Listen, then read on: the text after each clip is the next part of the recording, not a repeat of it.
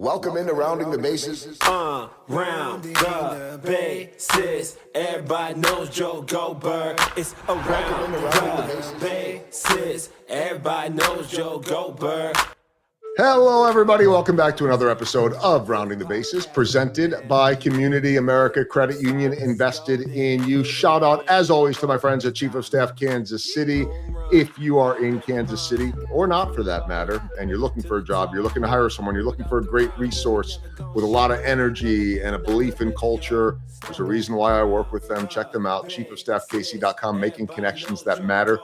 It's, I think, maybe about a year ago or so that I made this connection, sometime last summer. It's weird that I would not know everybody in the media in Kansas City, but sometimes a cool event will bring you together. That's what happened. And now I would consider my guest a good friend of mine and someone that we're circling back to do a little bit more work together with a joint cause. But there's so much more to my guest today. That's what I'm saying off the top of my head. As far as the formal intro, my guest is a media guru. Is that right? Yeah, you're a guru who may be famous, may not be famous, depending on what you're watching, but he knows everybody that's famous and he deserves to be by proxy.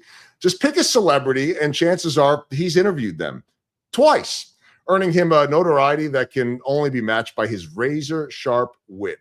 Say hello to the inimitable Michael Mackie, a multi-talented TV personality, a radio host, and newly minted author with a penchant for turning every project into something extraordinary. He really does. Everything he does is extraordinary.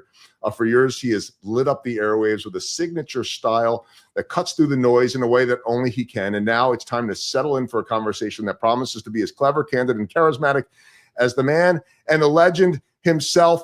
And he's shaking his head in the virtual green room, because he knows I didn't write that. Ashley wrote that, but it's all true. Michael, how are you? Best intro ever. Although I do prefer the term media darling. I feel like that's a little bit more me than media guru. But I'll take it. No, you know what? I'm not going to edit it out because we'd have to start all over again. And it would keep us from having this You know what I'm so excited about, among many things? I mean, not just your energy, but like, I know it's a real weird thing. You and I met at we were at breakfast preparing for a big event, which we'll talk about a little bit later, that we're both involved in.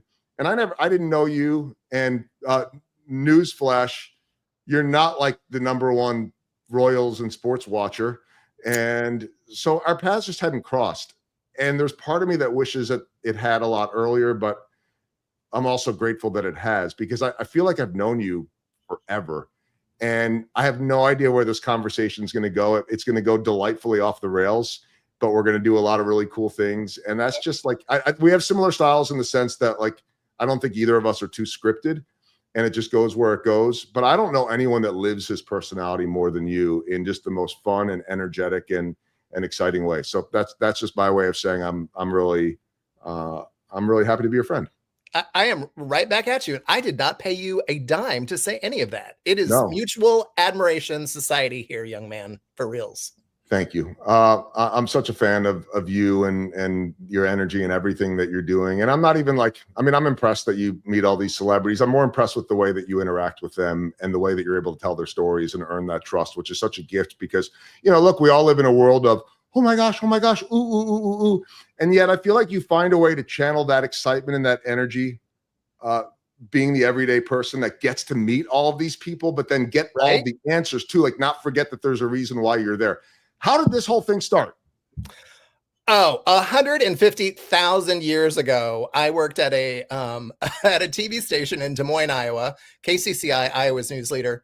And I distinctly remember being always behind the scenes. I was always doing promotion, or I never really got to do any on-camera stuff. And one fateful day, the assignment editor barks out, okay, hey, I forgot, we got a celebrity coming in at noon who wants it. And this is back in the day when all of the reporters wanted nothing to do with anything celebrity oriented. They didn't want to even touch a feature story.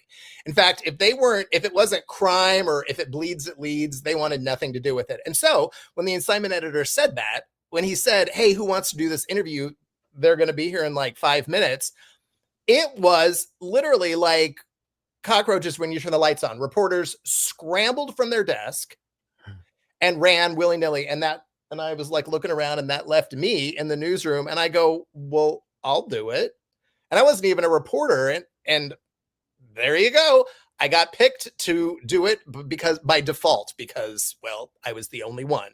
And then, without warning, literally, I had no idea who was coming in. They go, get set up. She'll be here in a minute. She's in the bathroom getting ready. And I'm like, well, who is she? And before he could even tell me who I was about to interview, in walks Joanne Worley from Laugh-In. Do you remember her? Vaguely. I remember the show. Sure. Okay. So vaguely, I sort of knew who she was. I knew that she was on Laugh-In, and I proceeded to do the absolute worst interview of my entire life, because not only did I never ask once why she was there. Why are you in town? Why are you in Des Moines? Why are you at the station? What's going on?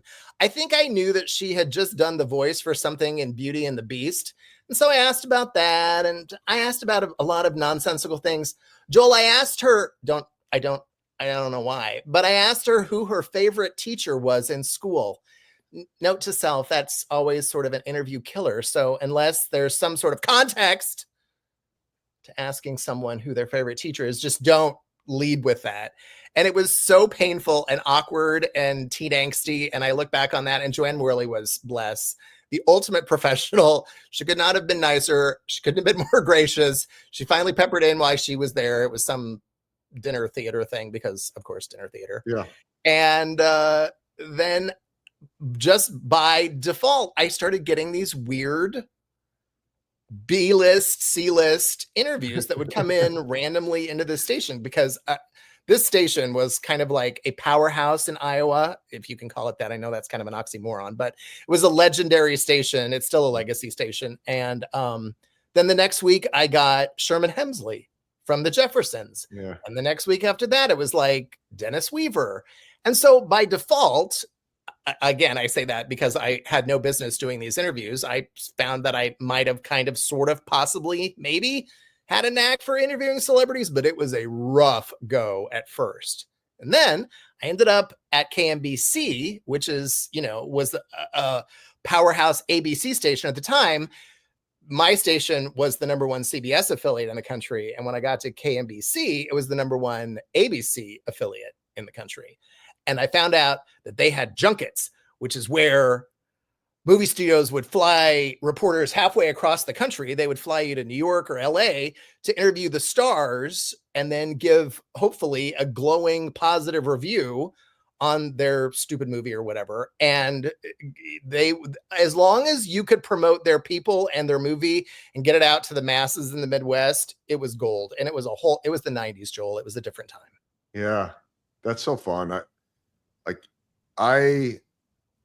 As you're telling those, I was thinking back to a couple of weird occurrences that I've had. You've had a lot, but when you're doing it as regularly as you're doing them, you're just going to have the most bizarre stories. But I think for me, back when I worked in St. Louis, Nelly was having some charity basketball thing, and I'm going live for the local news. And I think I thought I was getting Nelly, so I was ready for that. And at the last minute, 30 seconds before we go live, they drop on me James Avery, Uncle Phil from The Fresh Prince. But because they had a bunch of celebrities in, and this is not at a point where you just pull out your phone and Google something. And I didn't know his name, his real name, but I just sort of thought not everybody does anyway. So I'm joined right now by the man known simply as Uncle Phil. And that's the only thing I remember about that interview. But it was what am I doing here with Uncle Phil at a charity basketball event for Nelly? And that's sort of the beauty of, where this thing goes. And then I did my favorite, and then we'll get back to you, but my favorite was I interviewed the late legendary wrestler Rowdy Roddy Piper at Wrigley Field in Chicago. I was working St. Louis, and he was he's I've never been to a baseball game before. He was a sweetheart of a guy, but he turned on the act as soon as we were on camera. We're up in the booth, and I'm here to help out the St. Louis Cardinals win a baseball game. I'm going to throw a pitch into the to what's that area called, the bench? And I'm like, dugout. He goes, yep, sorry, Scotsman, 4, and just start and on and on and on. And then at the end, he says, we we should be tag partners. And he's wearing a kilt and everything. And I'm like, yeah, but my name is Goldberg. And I always wanted to meet the wrestler Goldberg. And he goes, he gets this quizzical look on his face, like totally acting, right? And he's like, I will change my name to Goldberg. I will put on the yarmulke and I will become Jewish. Live television. And I'm just like, what am I doing here? And this is like surreal and unbelievable. And he turns to me and he goes, I love you. I said, well, I'm not going to scare anybody, but with you by my side, we could do some damage. And he looks at me and he goes, I love you to death. And he plants a big fat kiss on my cheek. And we ended the interview. And I'm like, this is fun. So I bring that up because, I interview ball players for a living. That's normal for me. It's what I do. I'm not in awe of them. I was at one point. It's normal. When I can somehow get the really unique story out of them, it's really uplifting. But I love my job. I love what I do. At what point, if at all, did you get to the point where you're like, these are just people, and I'm the lucky guy that gets to bring the best out of them?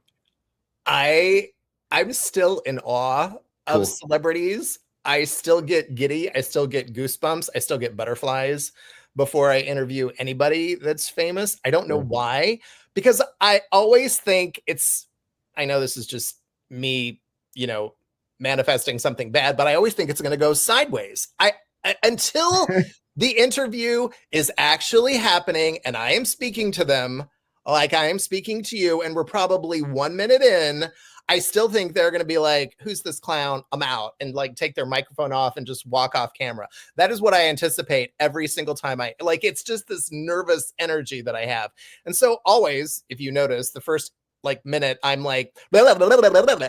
I sound like Daffy Duck because I'm talking a million miles a minute. And then after 60 seconds, I realized there's no need to act like you're coked out of your mind, Michael. You can talk, you can have a real nuanced conversation, kind of like you're having now with you. So, but you and I are friends. And so I've started to approach it like, let's pretend by the end of this interview, whether it's 4 minutes or 10 minutes or 20 minutes, I want them to remember me. I want to make some sort of impactful, I want to give them some insight and have them be like, that was a good interview.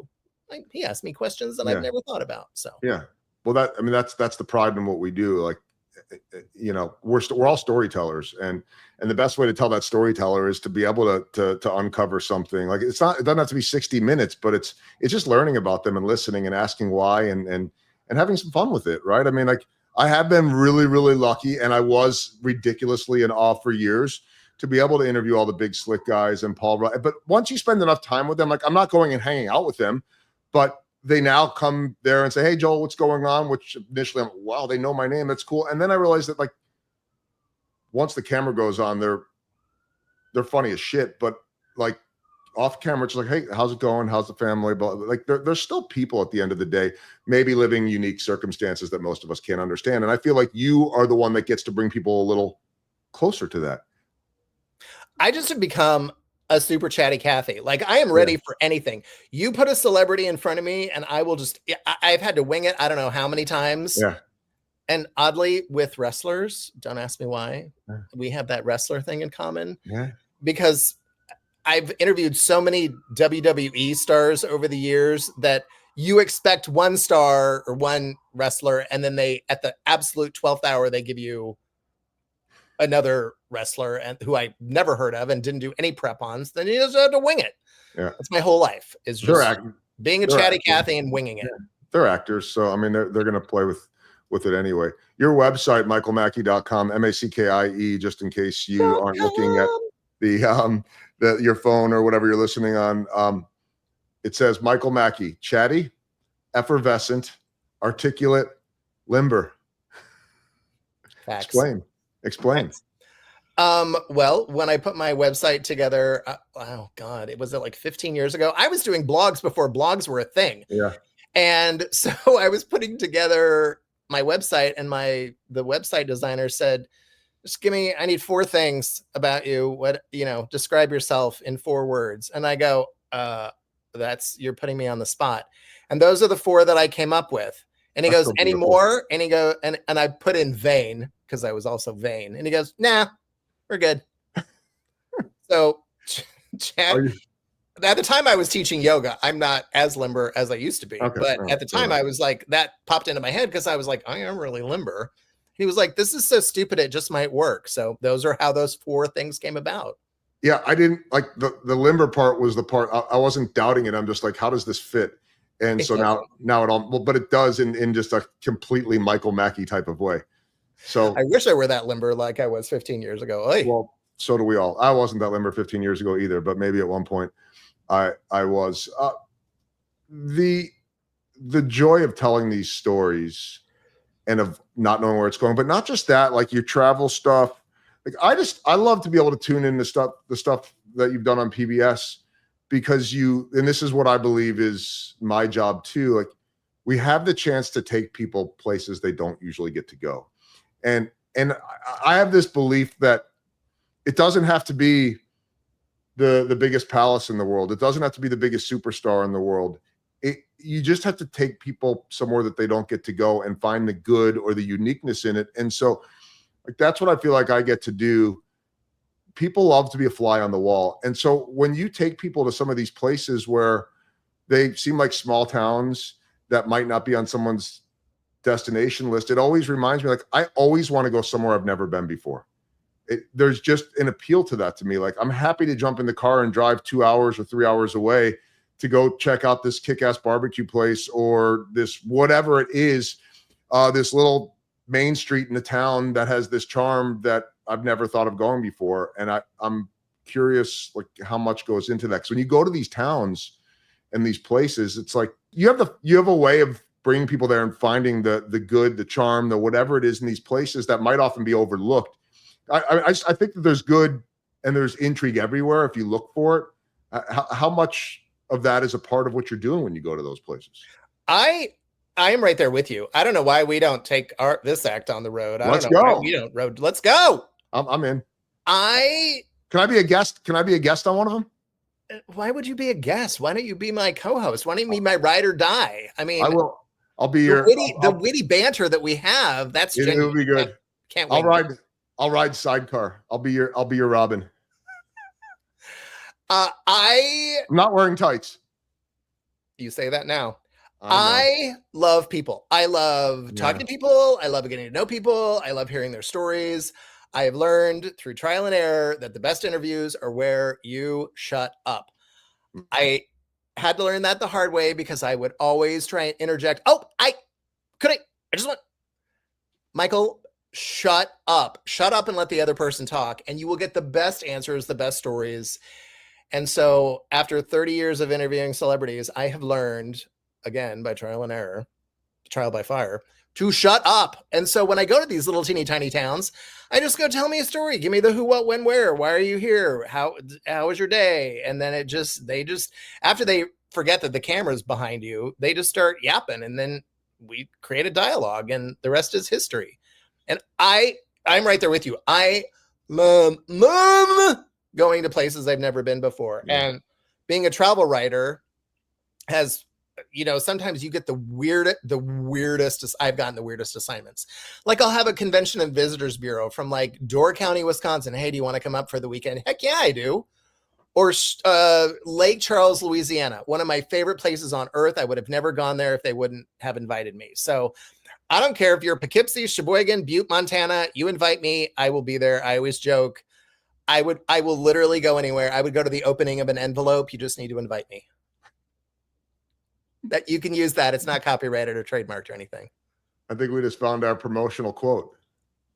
I would go to the opening of an envelope. It's true. I would. Yeah, I like it. I've never heard that one before, but I like it a lot. Where to go. I can go so many places. I want to talk about the book because that was. Oh, that book has been such a labor of love. Yeah.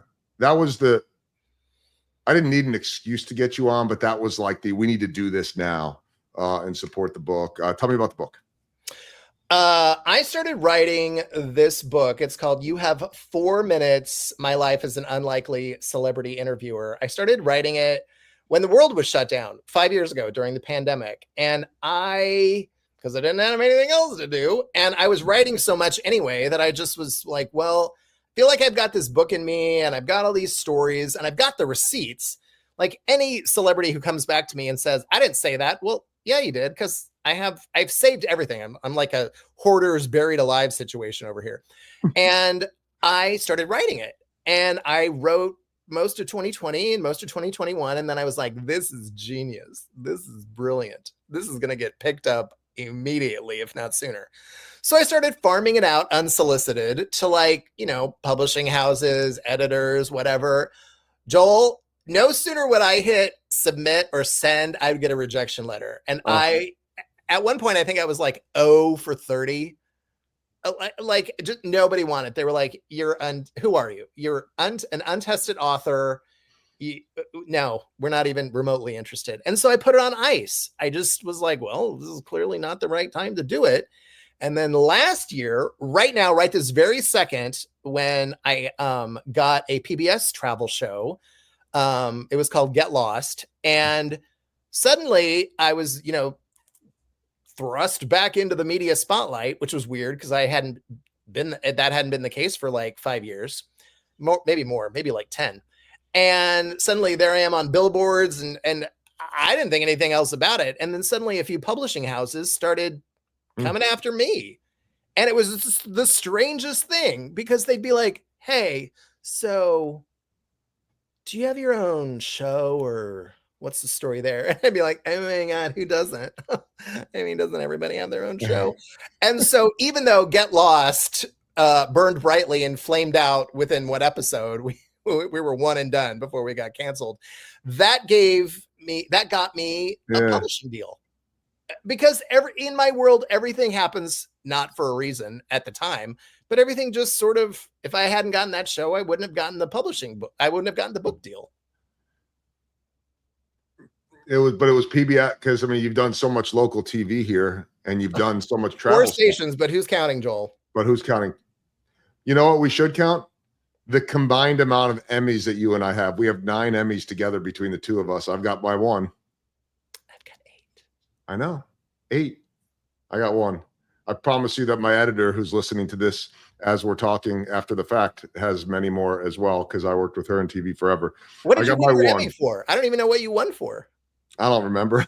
No, it was early 2000s. I was a local reporter in St. Louis, and I'd done a feature story on a high school football player that was battling cancer, and just, you know, the kind of stories that should be told, you know, all the time. What station did you work for in St. Louis? I didn't know this. It was KTVI, Fox 2.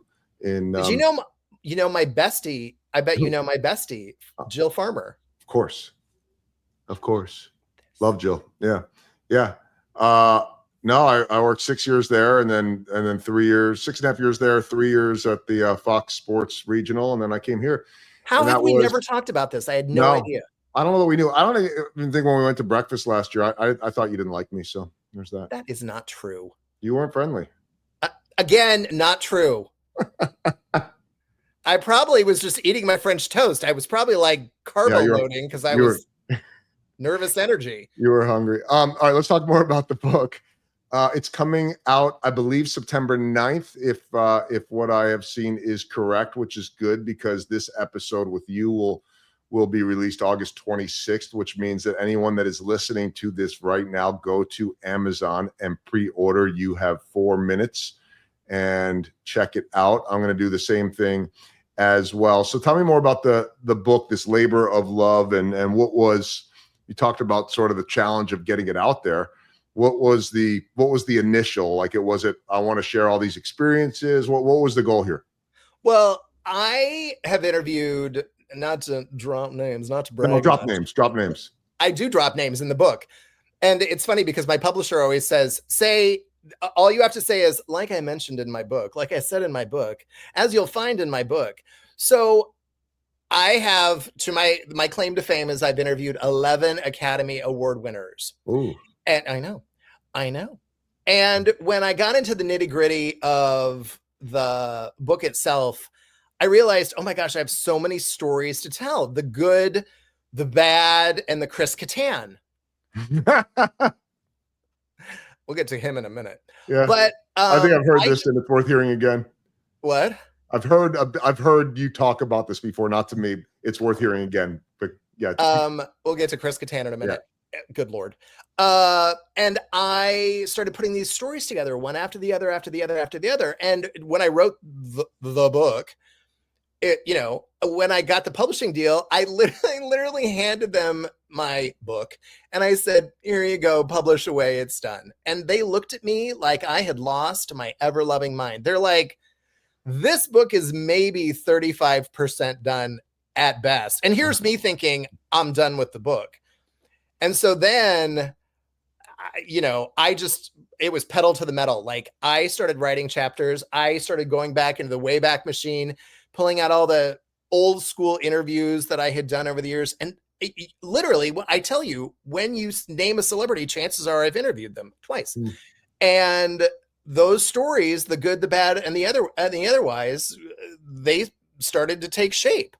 And then when I turned it in the second time, the publisher was like, okay, that's great and everything, but we know that you've had a massive stroke. You almost died. Where's that chapter? You've been in recovery. You were a raging out of control alcoholic for years, and now you're in recovery. Where's that chapter? For some reason, we Googled your name. We typed in Michael Mackie, and it auto-populates to Michael Mackie Sugar because I gave up sugar for an entire year, and I wrote about it. It nearly killed me. It nearly killed everyone. I almost murdered the entire world. And so they wanted me to put more Michael Mackie centric, Michael Mackie adjacent stuff in there, not just my celeb stuff. So then it kind of became this memoir-esque. Yeah. And out of everything I've ever done in my entire life, this is the one thing that I am most proud of. And of course, I dedicated it to my parents, who literally could not figure out how I could possibly make a living stringing words together. And at the time that made three of us, but here we are. Now I have a book and it's dedicated to my late parents. So what would they have thought about all the success? They were my number one fans. Yeah. And my mom was an accountant and my dad was an engineer. So very, left brain, right brain. They were the analytical. Mm-hmm. And then they gave birth to a super hyper creative son who wanted nothing to do with numbers or any sort of engineering. Ugh.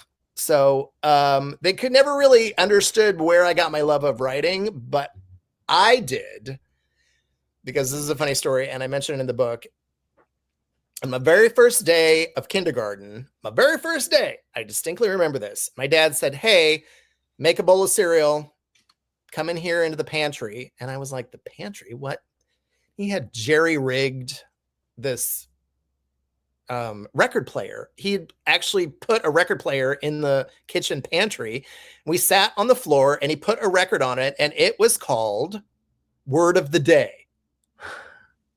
And on my very first day of kindergarten, he put on the Word of the Day, and it was like, hello and welcome to Word of the Day. Today's word of the day is loquacious. Can you say loquacious? Loquacious, meaning talkative or chatty. Now use it in a sentence. And so every day of kindergarten, because I was a sponge, I would just soak it all in. I was like practically a member of Mensa by the time kindergarten was done. I had such a wide vocabulary. And I just remember my teacher just yapping away one day. I was like, ugh, you're loquacious. And she was like, what'd you just say to me? And I was like, Mrs. Behrens, you're loquacious, because all these words were. Yeah. And anyway, so I owe it to my dad for giving me my gigantic vocabulary. Yeah. Early on.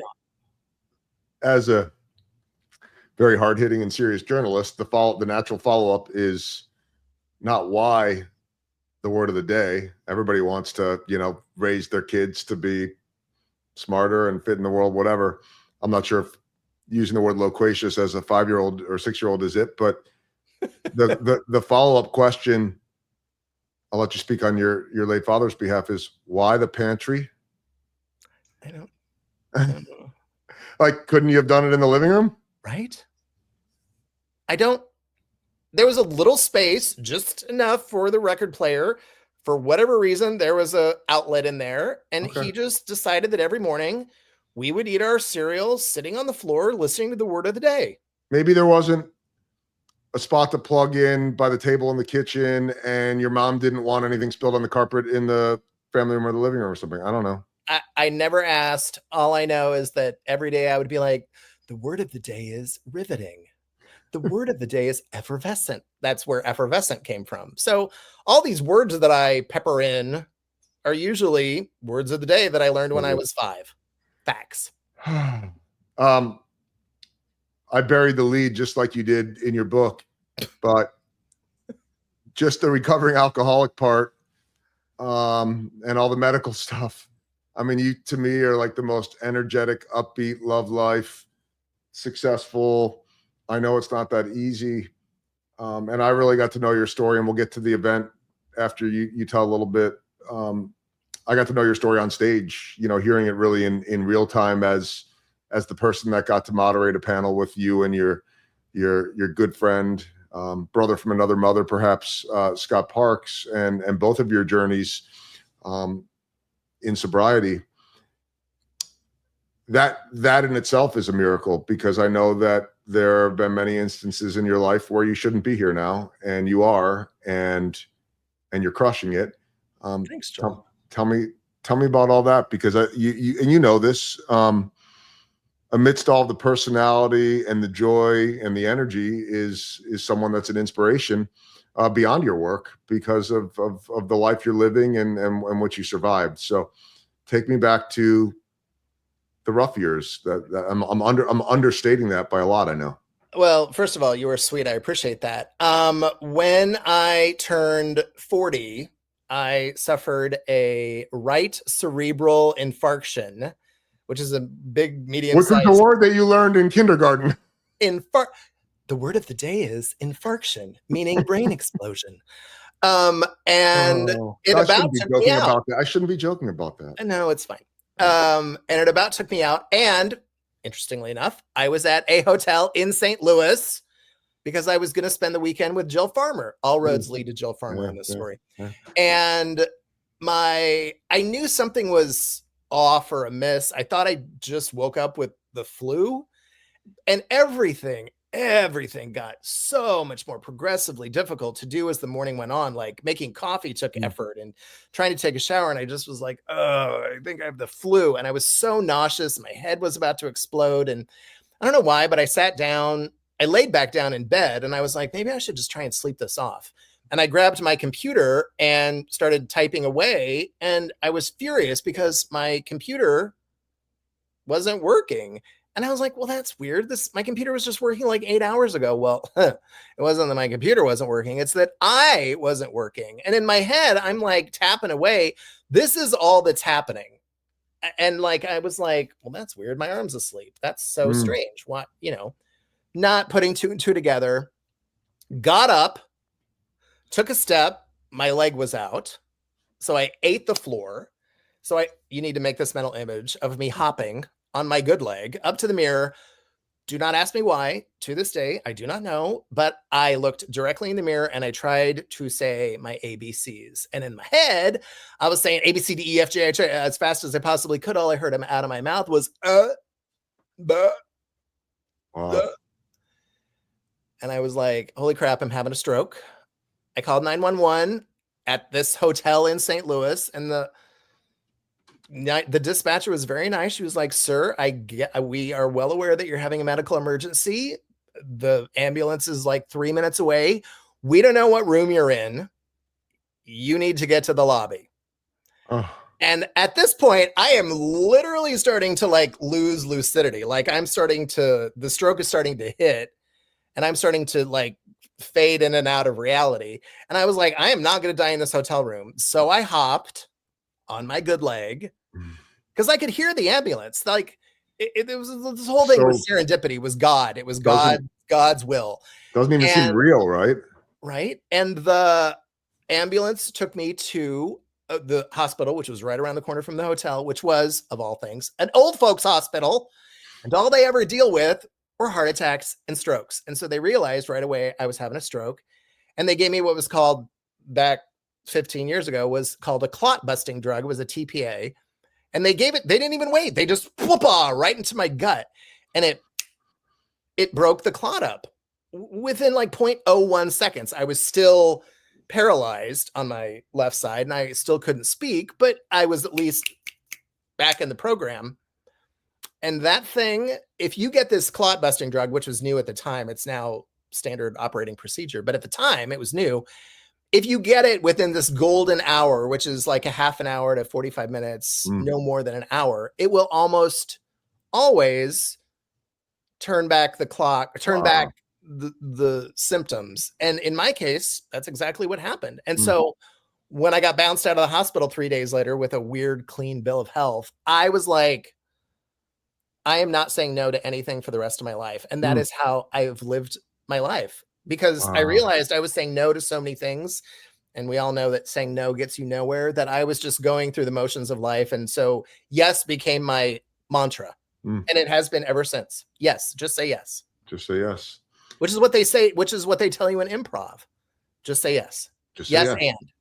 Yes, and who knows where it leads. So were you sober at that point already or no? Oh, no. That was, no. This is about,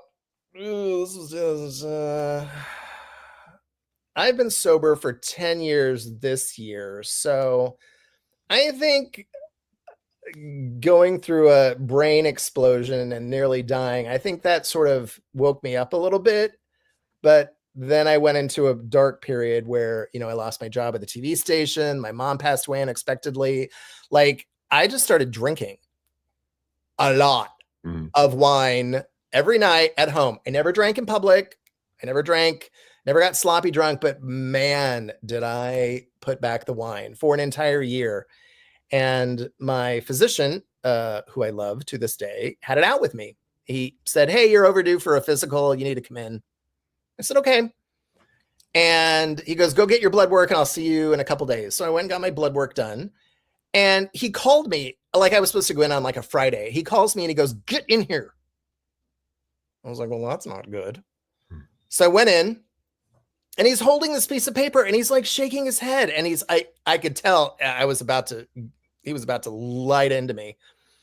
And he said, "If you were a betting man, Mackie, just ballpark, spitball, how much weight do you think you've gained over the last year?" And I was like, rude. I go, "I will admit I've put on a few pounds here or there, but you make it sound like I need to be shopping at Kansas Tent and Awning. I've gained probably 25 pounds, 30 at the absolute most." And I was going to die on that hill. He was like, "You've gained 59.5 pounds. That's 5 pounds a month, Mackie. I don't know what you're doing, but it needs to stop." Well, I knew what I was doing. I was every night, like a bottle of wine. Sometimes, and towards the end, it was like a bottle and a half. And so I did what any raging out of control alcoholic would do. I went home. This was over New Year's. I went home and I just binge drank for 3 days. I didn't even leave my room. I just downed wine. And then on January 2nd, I woke up with the worst hangover in the history of hangovers. And I vowed on that day, January 2nd, that I was never going to drink again, which, as any alcoholic will tell you, never works. Except it worked for me. And I have never drank since that day. Wow. January of 2015, I guess. It will be 10 years 16, this year. 16, So January of 16. Yeah. It's a lifetime ago. And I know. By the grace of God go I. And then somewhere along the way, I don't know why, I became the sober whisperer. And I jokingly, Scott Parks can attest. I don't want to drop names, but like, people reach out to me and they're like, "I think I have a problem." I'm like, if you think you have a problem, you probably do.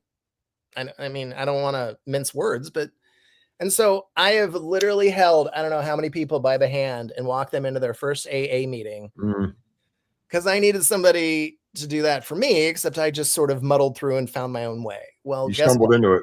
Yeah, I literally stumbled into it. And that parlayed into how you and I met. Yeah. So you and I met. Good segue, by the way. Thank you. You're welcome. That's a good wingman right there. I was approached last year about emceeing an event for an organization.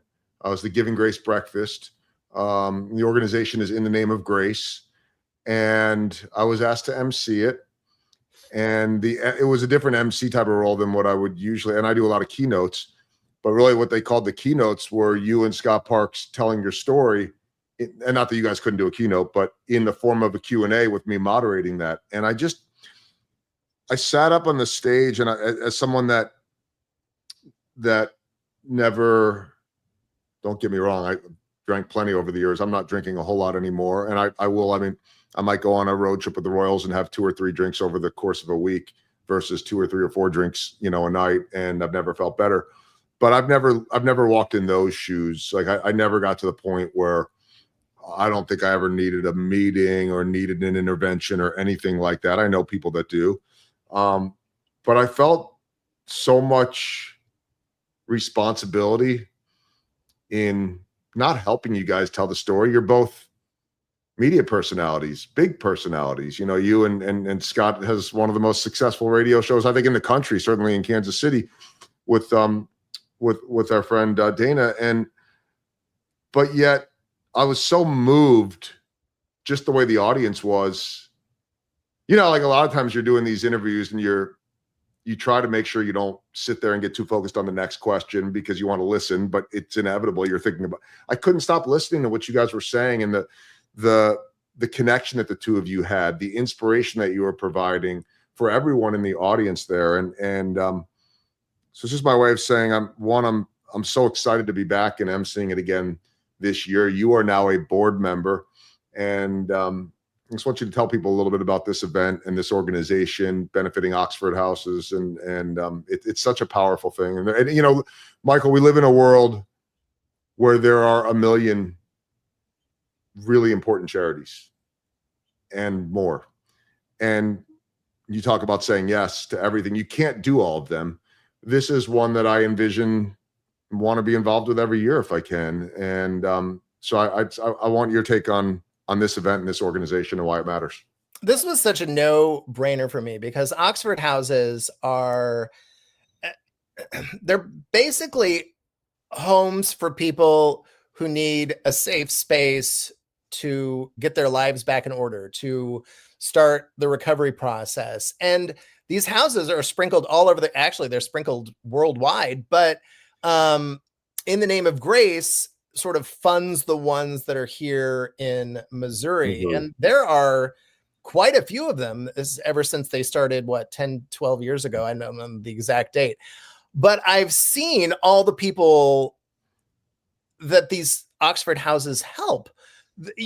First of all, it's a very democratic society. You are kind of voted in. You have to stay there, stay sober, but you could stay there forever. Like you could live in these recovery houses for the rest of your life if that's what you needed. And the fact that a lot of people, when they're getting out of jail or getting out of rehab or fill in the blank, whatever the case is, they don't have a support network. They don't have any sort of outlet to recover in peace and harmony. And that's what these places do. And they're just a wonderful organization. And they actually asked me if I wanted to go to the World Conference. So I'm going to, it will air after the fact, but I'm going to the World Conference over Labor Day. So wow, that's so cool. So right before the event is in October 23rd at Arrowhead. So there's still time, and I'm not sure if there are openings as we release this or not, but I would just encourage everybody at the minimum to check out the website. Just incredible people involved. InTheNameOfGrace.org. InTheNameOfGrace.org. Yep. And Rob Elsey and Anissa, his wife, they're president, vice president, and they've been touched by this on the most personal way. And so read about their story, all of it. I actually I was so moved by you and Scott, the love that the two of you have, the connection that the two of you have, and also the brave people that got up there to tell their stories. Like it was just, look, I don't like doing a whole lot at 7:30 in the morning, and I can't wait. Some people do. It's not me, but I can't wait to go back. I really can't. It's a beautiful event with amazing people, and I'm glad. And I should let everybody know too that if you listen to this podcast a lot or not, and if you haven't, go back and listen. Just go into the podcast and search my episode with Scott Spezio a couple of years ago. He is our featured keynote. He will basically be the Michael and Scott this year. Scott's a former big league ball player, 2-time world champion, had everything, never the superstar, but world champion. He was a hero for the Angels. And then I got to know him in St. Louis. At that point, he's on to his second wife, and he's dating the supermodel who's tattooed across his arm. And I mean, he got the centerfold of his wife on his arm. And he's in a rock band while also, all that stuff, and was kind of the church boy along with all of that until the pain pills and the injuries and then the drinking and the more drinking. And he should not be alive at this point. And he's been sober for, I forget the amount of years, 4, 5, 6 years. And he's in the earlier stage than where you were at, but he's very lucky to be alive. He's lucky that other people haven't died. He did spend time in jail, and deservedly so, and is one of the most awesome people that you could meet. I His cannot story wait. is agonizing. It's harrowing. agonizing. Well, I got nothing on Scott. Nothing. We all have our own stories, and the beauty of his is that his story is now helping people. So I can't wait for people to hear that one. And if you want a little sneak peek, check out the podcast. I also wrote about him in my book. I'm not here to promote that at the moment, just every other moment. But I am here to promote Michael's book, and we'll do that again at the end. But let's get to the baseball theme questions, because as I expected, we're running long, and we could do another 5 hours, and maybe we will at some point. But you might have already touched on it. What's the biggest home run that you've hit in your career? And I'm not talking about, as you would say, what do you refer to sports as? Sports ball? Yeah, I'm not talking about sports ball. I'm talking about real life home runs. You went to a baseball game this year. I couldn't believe it. I did. I saw you there. You were like, "Wait, what?" Yeah. Well, I got invited to a suite. I figured. You know me. Yeah, so, I know you didn't. Bougie. I know you didn't. I'm just going to go see Joel at a Royals game. Okay, biggest home run. Clearly, it is this book. I have never put so much effort or energy into anything in my entire life. And I feel like this thing has been gestating for so long that I'm about to give birth on September 9th. And I couldn't be more proud, more excited, more nervous, more anxious. I'm all the things. All the things. This book is going to be my magnum opus, I feel. Fingers crossed. And Cindy Wilson's involved too. Cindy Wilson of the B-52s. If you know me, you know I'm obsessed with all things B-52s. And I spent the day with her, interviewing her, the entire day in Athens, Georgia, way back in 2018. And I thought, well, who better to write the foreword for my book than a band member that I'm obsessed with? And by God, she said yes. And when that happened, when she agreed to do it, that's when I was like, oh my God, this book's going to be a hit. So she wrote the foreword, and it is, I bawled when I read it. I ugly Oprah cried. I was thinking about you last night somewhere on my Instagram feed. Private Idaho came on, and I'm watching her singing and dancing, and I'm like, gosh, it's so fun. Okay.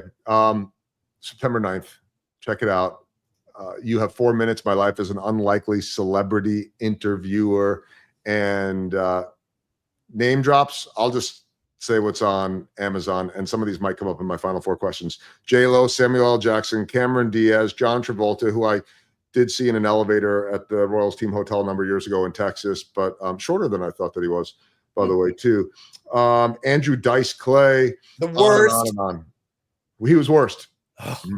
Okay, it's a tie between him and Chris Kattan. All you need to Google is Michael Mackie, Chris Kattan. Yeah. It lives on YouTube.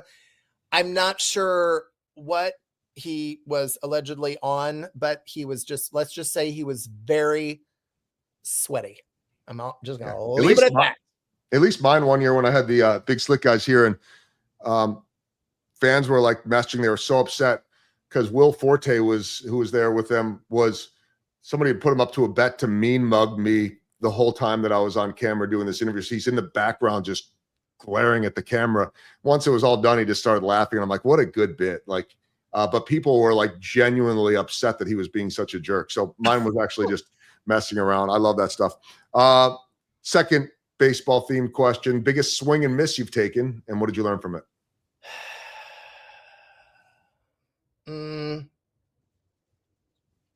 That's a good one. I knew this was coming, and I struggled to think about it then, and I'm struggling to think about it now. I think it's the fact that I've been fired from almost every big boy job I've ever had. Huh. And that has always worked out in my favor. Like when I say fired, I mean like security will see you out. We'll pack your stuff up and send it to you. Almost every. And for whatever reason, swing and a miss, where can I call it a swing and a bunt maybe? Sure. Look at me throwing out sports references, sports ball. You went to swing for a home run and the bat accidentally got a piece of the ball, and that ended up being a little dinky hit off the bat. But I got to first base, Joel, and that's really all that matters. That's all that matters. It's a win, right? Winning. Hashtag winning. All right, small ball, the little things that add up to big results for you. I mean, you have such a unique, authentic style that is truly yours, but you make this work. I mean, you really do. So what are the secrets? What's small ball to you? Again, not to beat a dead horse, but I say yes. I say yes. You and I both know that no literally stops the conversation cold. No gets you nowhere. And so after my year of yes, after I had my stroke, that has just, I don't care what it is. I don't care. You can invite me to a party. I might only go for 15 minutes, but you know what? If you went out of your way to take the time and the effort and the inclination to invite me, I'm going to show up. I'm going to be there with bells on and not much else. And I might only stay 15 minutes, but I'll be there. So just say yes. You never know where that next thing is going to lead. And right before we went on this podcast live, you and I were talking about that, the power of yes. Mm-hmm.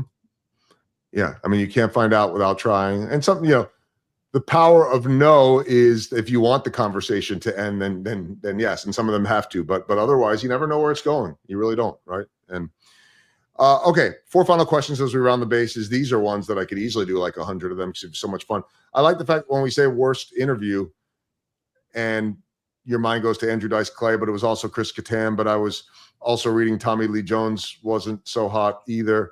So like, how about a top five, bottom five, actually, really?